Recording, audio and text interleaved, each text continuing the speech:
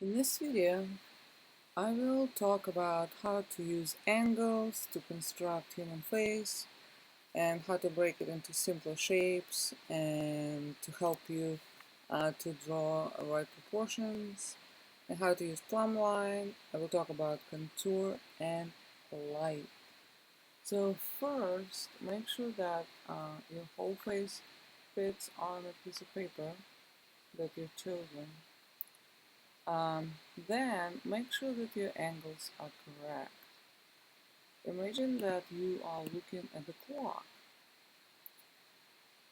So let's check the angle of the nose. Okay, so this seems like 11, maybe. Yeah, 11.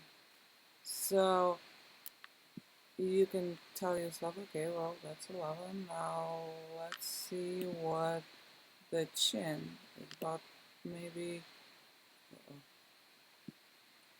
The chin might be almost 10. Okay. Next is the lip, the lower lip. Also compare, does it relate to anything else? Oh, maybe similar to the ear. Okay, this is also 11. So these are very similar, but just slightly different. You see how there's probably 1 minute difference, right? So keep a note of that. Next one is ear. So the ear would be similar to the nose. 11, almost 11. Next, we move on the other side of the clock. So this is the bottom of the nose. So this would be, let's see, 130. 130. This is the other side of the chin. This is 12, 12:45 maybe? 12:45. Also see how it relates to other angles, the other side of the ear, how it relates to the hairline. So when you draw, think about all those angles. Okay, next is, what is this, angle 4? Oh, the eye, the eyelashes. Okay, so also see how does it relate to other angles, maybe the top lip. Oh, well, that kind of works. Okay, next, the neck. Um, so that would be 12:30. So it's not quite like the outside of the chin, right? So the outside of the chin is more like 12:45, where the outside of the neck is more like 12:30. Mhm. Next is the back side of the neck, and that would be 12, maybe 12:10. Okay, so um, once you sketched all angles and compared them, now is the time to think about shapes. It really helps to break complex forms into um, simpler shapes. For example, think about the top of the head. What shape does it fit in? It's not quite a circle, right? It's a squashed circle, the oval. Um, Now let's see the nose and the eye. All that fits in this quadrilateral. Um, and take a note to yourself, like the angles of those shapes. What are the angles of those shapes? The ear also, and then compare. Compare. See what size this shape of the nose, does it fit inside of the shape of the ear? Yeah, so well, it's about the same length but different width. So all that information that you need to think about, compare one part of the face to the other all the time. Okay, well, now lips. So this fits into this triangle.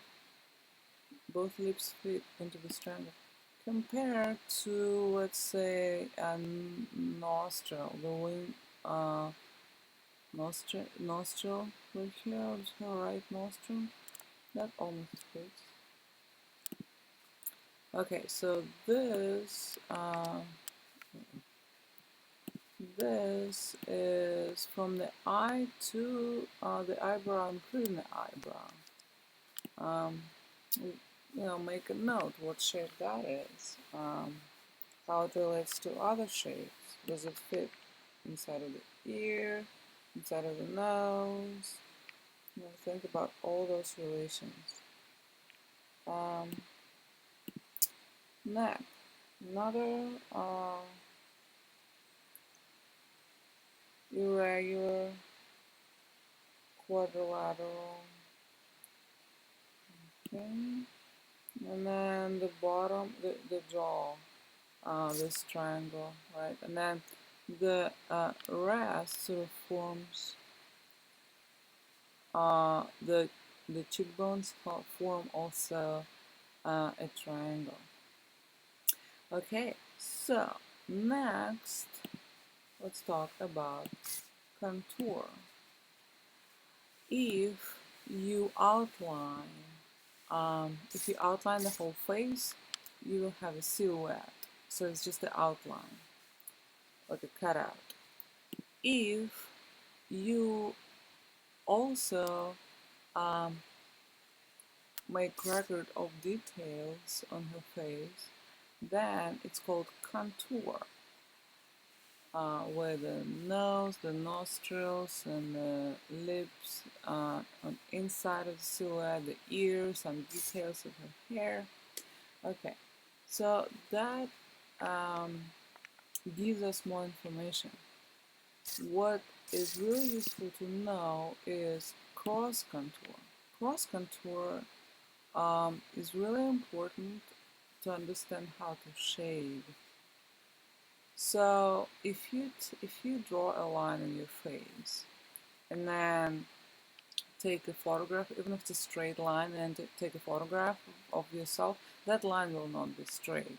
So if you just try to make straight lines on your neck, and then well, these are not quite straight, but circles, the chin. So if you, from your nose down to the bottom of your chin, draw lines, then those lines, they repeat the form. Uh, and the form is important to think about when putting down shadows, thinking about tone, the tonal value. So that is cross contour. On her forehead, for example, goes one way. Then on her nose, the form goes from the outside to the inside, between the nose and the cheek, and then out again, the cheekbones, and then straight down, and curls under the chin. And we will talk once again why it's important. Okay, let's discuss light. So these lines, the silhouette and contour and cross contour, they don't really exist. Well, cross contour doesn't exist. Contour doesn't really exist. Silhouette, even though we see lines, but those lines don't exist. The reason we see those lines is because of light. Here's the light source coming from the side and front of her face. So the reason we see those lines is because it depends what surface the light shines on, and the light gives us information about the texture, about the texture, the color. Um, So, and that's why we separate the background from her face, and we see it as a line, but it's not real. So so here's the light, and now you see the area that the light hits. So whatever close to the light is lighter. That's once again, it's very important here to think about cross contour. So you know how that form um,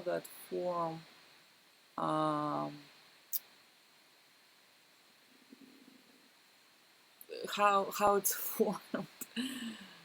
um,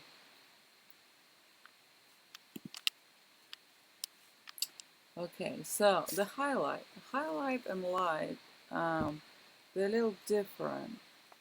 The highlight, okay, if you change the light source, let's say it's uh, constant, and uh, her her the cheekbones and her nose are lit, and the back of her neck is in shadow because the it's blocked from the light by the ear and by the front of her face.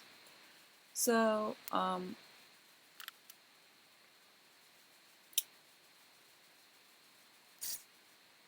if we move, if we look at her right now, we look right at her ear. So the highlight, let me remove the light. The highlight is the angle. It's the same angle as it hits the surface, and it bounces at the same angle. So here you see the eye very um, primitively drawn, but in Photoshop eye, and the light source. Um, so in here, draw, okay, draw this. Okay, so in here's the line. So let's say the light hits the surface and then bounces off of the surface and hits the retina. If we move, and that's why you see the highlight. If we move, say, to different from if you view her from a different angle, the highlight will be in a different place, but the light will not change. This light will not change. So highlights are movable, but the highlights move according to how we look at the model, and the light changes depending on the source.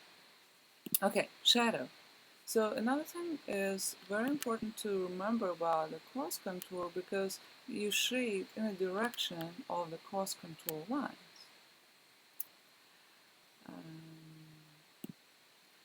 The same with hair.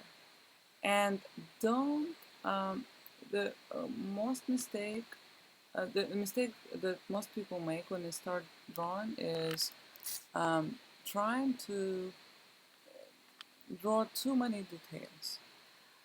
So simplify. That's why you put things in simpler shapes.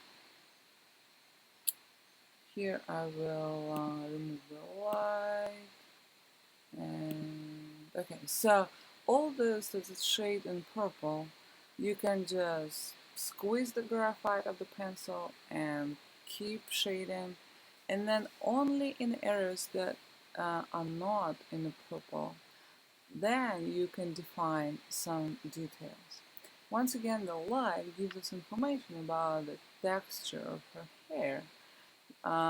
So we see that highlight, and it gives us information about how the texture is silky. But just a little bit of detail is enough. Okay, well, I hope that was helpful, and I will be working on another tutorial.